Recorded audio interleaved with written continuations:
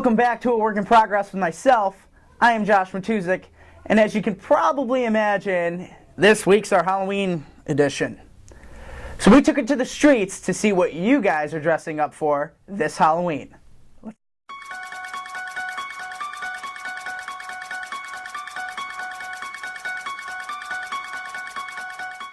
So what are you going to be for Halloween this year? I'm going to be Charlie Chaplin. I was thinking more of, being a clown. Like me? So you're going to steal my costume? You're my role model, man. You're my role model. I'm going to be Howl from Howl's Moving Castle. I am going to be the Captain America cheerleader girl.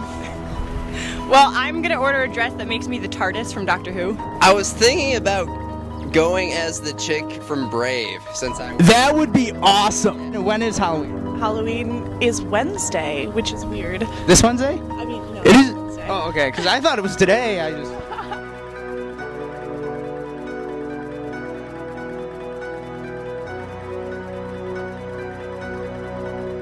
I'm gonna be a clown for Halloween. No, this is actually I'm a big Village People fan. Okay, All right. Thank you, girls. no problem. Enjoy your iced coffee. You too. I hope they're enjoying their iced coffee. It's just a thing I have with some of these locals. We talk coffee jargon. It's fun. Thank you. Yeah, you're welcome. See ya. Yeah.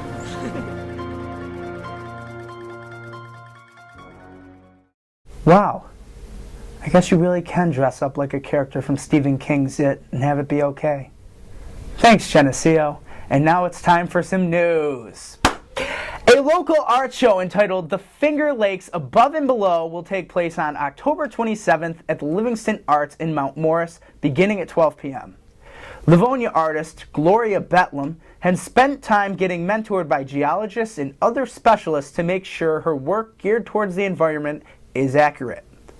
I tried submitting a painting of my own to Ms. Betlam, but unfortunately, it just did not meet the criteria. Moving on. At a point where 11 of 17 Livingston County towns have applied a moratorium restricting hydrofracking, a brand new natural gas complex has been built in York without any public hearing or government approval. Insider sources are saying that the complex has nothing to do with hydrofracking and that no one, and I repeat, no one should be alarmed. We actually caught up with Yorktown Supervisor Gerald Deming, who said this: "It's none of your beeswax, okay?" Gee, Gerald, we didn't mean to make you mad. SUNY Geneseo hosted a Meet the Candidates forum on October 17th, which allowed candidatures to introduce themselves and, answer a few low-key questions. Naturally, Sessler and Sheener didn't introduce themselves by name. Instead, they both just went, "Oh, you know what, we're the guys that tied." You can see each one of the candidates participate on a debate this Wednesday, Newton Hall, SUNY Geneseo, 7 p.m. We'll be there, as should you. More news from Geneseo. They held their first annual autumn festival, last Saturday with crafters and vendors lining Main Street. In addition, there was also plenty of scheduled live entertainment, including Irish dancing, the Geneseo Jugglers, and much, much more. In fact, even our pal Buzzo hit the street for a trumpet solo. But of course, he wasn't scheduled to play. He just did. And finally, the Buffalo Bills lost at home to the Tennessee Titans by a score of 35-34. Fitzpatrick. Now remember, this story is brought to you in part by Black Velvet Liquor, the official post-game drink of the Buffalo Bills. Cheers. When we come back, Mr. Greg McCaffrey will be here, so please, don't go away.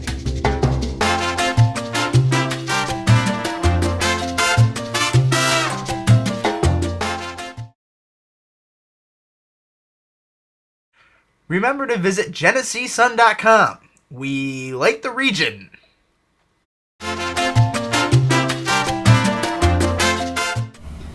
Welcome back to A Work in Progress. Sitting here with me today, Mr. Greg McCaffrey. How you doing? Pretty good. I hear you ate some breakfast yesterday at a place that my dad is kind of tied in with. I did. I've become a frequent flyer over at the... So is your dad. Your father's in there, I hear, just about every day. He does every day. Goes and he has toast there. Yesterday, I did your father the honor of having my entire family there. My 3 little boys. College fun. You were helping out. how do you manage in a county primarily Republican? How do you manage to pull so much weight as a Democrat? Qualifications, merit, and experience. I think, from day one, I've run my campaign and my candidacy on, I'm the, choice for everyone. Right. It's not about being a Republican. The example I use to the most staunch Republican is, your house gets burglarized, you get robbed, something happens to your family. I don't care what your party is. I'll treat you as an equal, and they appreciate that. I think. Yeah. Yeah, absolutely. Because, you see a lot of the Sessler and Sheener signs out there, and then when it's time to run for November 6th, now the McCaffrey signs are starting to come out, and you're starting to see more and more of that. And, it just proves that some people don't stay true. Yeah. I mean, it's as much as I say it's a shame, it's something we have here in the county. Well, I guess in the back of my mind, too, I was always hoping the Republicans would support me. I mean, I know I ran a distant third in their primary. Right. But it's something I was hoping to have all the lines support the local boy. There you go, It wouldn't have been a problem, but... York graduate, right? York class of 94, KPO, Knights Proud 1. Yeah, and did you play sports? I did. I was a three-sport all-star, I guess is the best way to put it. All right. It gets better and better as I get older, but I was all-county cross-country. Okay. I was not all-county basketball. I did start for 2 years at York, but I wasn't an all-county performer. Kind of a little guy, scrappy guy. Yeah? What'd you play, point guard, shooting guard? I was two-guard. Two-guard, We did two-guard, so we had a couple scores. I was more, the Secretary of Defense. Right. It was announced by... Role player. Yeah, Dave Sperino, actually the announcer of the York football games, used to be our announcer at York. Really? He would announce me as, starting at, the two-guard, the Secretary of Defense, Greg McCaffrey. Greg McCaffrey. More because I was more of a pest and an annoyance. Right. I believe you went to Nazareth. I did. Undergraduate. Then you went on, quite the college career. Then you went on to UB, then Dayton, right? I actually did my first year of law school in Dayton. Oh, okay. Yeah, okay. So I was out there for a year. A lot of the research out there was, Ohio law, Kentucky law, Indiana law, and I wanted to just get back to New York State, so I transferred to Buffalo. Right. And how was it? Did you enjoy Buffalo when you came back? I had a great time in Buffalo. Yeah. Absolutely. Yeah. Go Bulls, right? Bulls. Yeah, I used to go watch the basketball games. It's kind of a funny story. I went to one football game when I was there, and they actually beat Connecticut. And then, 5 or 6 years later, Connecticut has the BCS bid for the Big East. Right. And there's the UB program still kind of, just kind of hanging out. Back to politics here. What's it like following Tom Rand here, Republican? He sat in that chair for 18 years, and now it's you. What's it like following him? Well, I kept basically the whole staff intact. So, right. It's a very good office. It's a small office, and we're young at this point. But, Tom Rand ran a fantastic office for 18 years. Yeah. I think what I did is I basically just, kept a very strong, good office, tweaked it with things that I had noticed from, my time in Monroe County, but also doing defense work in other counties. Right. Just modified it, streamlined it, maybe brought it more up to date and modernized it. Yeah, I think we've improved. Yeah, absolutely. That's what I was going to say. Is you guys just probably tried to get in there and prove what he was doing. Yeah, I think it was hard because for me, you come in from being a defense attorney for nearly 5.5, 6 years. Right. Kind of hostile environment. Basically all the DAs, I respected all of them, professionally, but I didn't have a personal relationship. Yeah, so I was afraid it was going to come in. it makes it a little tougher. Yeah, but they were all very professional. Kind of bought into what I was selling and the tweaks I made, and I think we've come a long way in 5 months, and I think we're a lot stronger office now than we were at the beginning of this year, and frankly, I think we're better off than we were when even Tom Rand was here. Yeah. Just because we've tweaked and made some changes, but kept, like you said, modernized. Yeah, and kept 90% of it the same. Yeah. And this Wednesday, big debate, historical debate. Very exciting debate. Yeah. Livingston County District Attorney debate between Mr. McCaffrey, Mr. Sessler, and Mr. Sheener. Now, Steve, I know you know these guys, obviously. Absolutely. Steve's kind of an outgoing guy, says it how it is. Eric's, soft-spoken, just kind of, he's a little shy.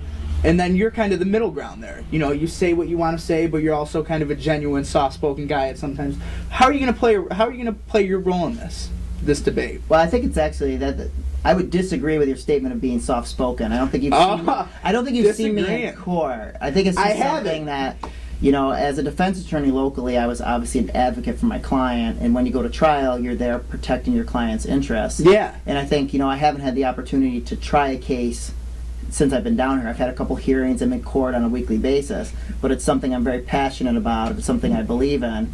And then I you're going to think- rate. You're not no soft spoken. You're going to raise the voice. Yeah, it's something, to me, I think this campaign has become an attack on my experience. Yeah. And I cannot wait to match my experience because it is second to none. It far surpasses anybody. So And this is my platform, my opportunity to get out there and say, look, not only am I your district attorney, I'm the most qualified, the most experienced, the most aggressive, the most capable. And like the sign says, keep Greg McCaffrey your Absolutely. district attorney. Absolutely. Now, Greg, before you get out of here, I got a couple things for you. Okay. You've seen the show. I always give my my guests a little something to walk home with. And like you said, you're a big supporter of the Village Restaurant, so we Okay. got the Village Restaurant Oh, T-shirt, look at this. official merchandise made by Bones. Oh. And why do they call him Bones? I was They wondering call him. that. This is good. I'm glad you brought this up. Because you should be called Bones Jr. Well, no. You got to listen to the story here. Okay. In high school, Bones was a toothpick. Skinny. Very skinny, 3-sport athlete. And then he graduated and, he owned a restaurant, gained a little weight. And he just stuck the name with him, Bones. But me, I've always been a bigger kid. So it was always, I get the Bones Jr. thing, but I just kind of keep it in the back of my mind. I'm like, well, I'm not really Bones Jr. I'm more Francis Jr. Oh, okay. So, and then, of course, I didn't know if you had a Halloween mask yet. No, I don't. So, just in case, I got you a little I appreciate something. that. If it's a second good. choice to whatever else you would find, but I will it's wear this to something. the debate on Wednesday. Yeah, there's a perfect place for it. Well, and out of all due respect to you and Mr. Williams, you can never go to somebody's home or place of business, without gifts. So I've also brought you and Mr. Williams wow. something. Now you're a little bigger than Mr. Williams, Right. in a good way, more muscle. Yeah. Big So, bone is mine. For you, I have a nice, as an Avon boy, Yeah. a very nice York shirt. And I have heart York. And I have the same for Mr. Williams. Wear it Because with pride. I'm York's, very proud of my York heritage. Right. And What is it? KPO, right? 9 KPO. pound. And I want to thank you for coming by, Mr. McCaffrey. Absolutely, thank and you. best of luck November 6th, and good luck Wednesday at the debate. all right, thank you. We'll be back next week for a work in progress with a guest still to be announced. Stay tuned.